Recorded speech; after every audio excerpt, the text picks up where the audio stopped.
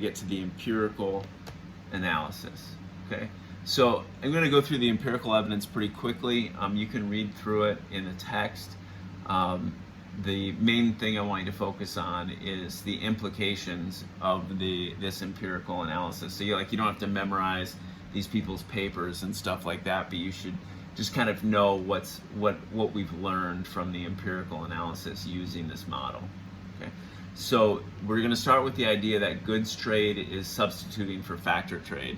So the U.S. isn't going to trade its capital to Mexico, but U.S. will sell goods to Mexico that were made with its capital. So that's where the goods that they're selling to Mexico are embodying the factors of the United States. So goods should embody these differences.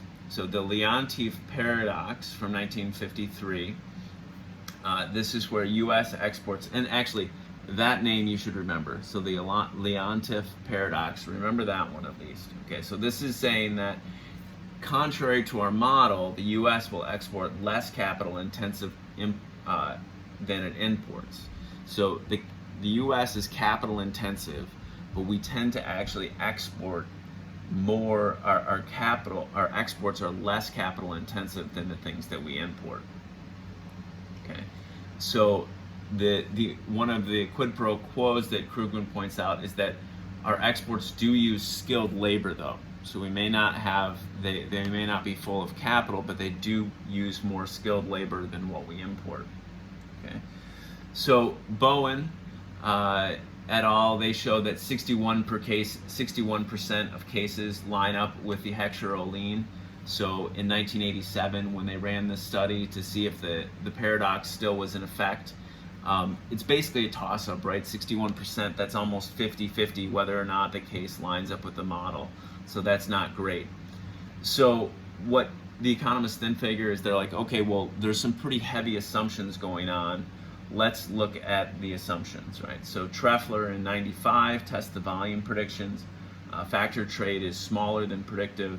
We can resolve this by adjusting our tech assumption. So if we, instead of assuming that capital is the same in America and Mexico, which clearly it's not, right? We're going to loosen that, and we find out that takes care of a lot of the issues. And one of the reasons for that is because U.S. labor is much more effective because of the large tech supply. So a U.S. worker at, say, a dockyard that has a forklift is going to be more effective than workers in an area that doesn't have forklifts, because it takes way more workers to do the same amount of work. Okay, so now we have Davis and Weinstein continuing to relax assumptions, right? So they relax the common tech assumption, they relax the other two assumptions, and then the predictions start to line up really good. They use labor and capital for 10 countries. Once the unrealistic assumptions were dropped, the model predicts quite well. Ramalis in 2004 shows that skill abundance increases, exports increasingly concentrate in sectors with higher skill intensity. Right? So this is coming out of the U.S. or it's actually across all countries. And he uses, there's two things you should look at. Figure 512 and 513 in the text shows that the low skill and high skill countries comparison in 512. And actually, if I can get there quick enough, let's take a look at that. Because that was a good one.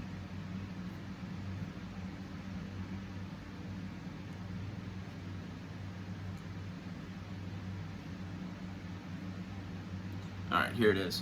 So here we have, this is the sector skill intensity. These are the developing countries. These are the developed countries.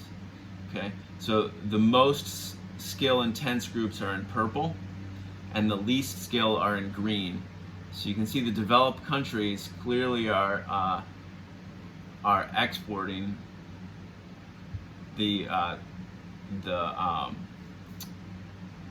low skilled products, and these countries are exporting their high skilled products.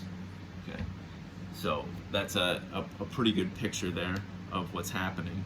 Okay, and then the China one just shows that China's development over time, as they become more skilled, they've shifted to exporting more skilled products I think that's just on the next page. Yeah, so you can see this is China's development over time.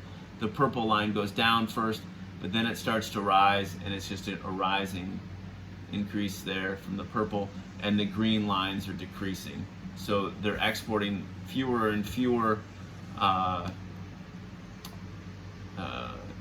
low-skilled products to the United States. All right, and the last slide, the implications of all this. So we don't observe factor price equalization across countries. Less restrictive version of the model will fit the predicted patterns. The patterns between developed and developing countries fit the model quite well, right? Those last couple pictures. And this is vital for understanding the distribution of income between countries. All right, so that covers that model. I will be posting a mathematical example from last week's at some point, either probably tomorrow. I'll post that per request from the review session last week. There will be a review session this week from 7:15 to 8 o'clock, and then our quiz on Friday will cover chapters 4, the two chapters 4, the Boudreau's chapter 4, Krugman's chapter 4, Krugman chapter 5, and the Roderick piece. All right, have a great week. We'll see you on Thursday.